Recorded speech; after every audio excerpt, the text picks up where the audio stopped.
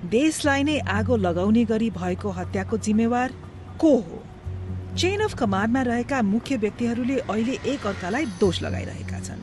हाम्रा स्रोतका अनुसार बल प्रयोग गर्ने आदेश नेपाल प्रहरीका सर्वोच्च अधिकारीबाट आएको थियो, कल साइन पिटो 1, तत्कालीन आइजिपी चन्द्रकुबेर खापुङबाट।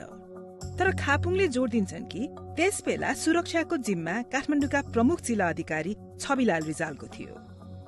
रिजालले घटनाबारे जिम्मेवारी लिन अस्वीकार गरेका छन्।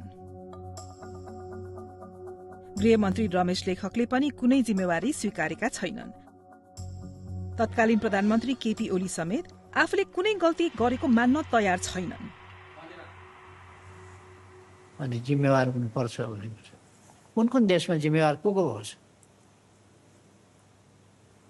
रङ्गभेदका कारणले घाँटी थिचिएर मर्दा राष्ट्रपति जिम्मेवार हुन्छ कि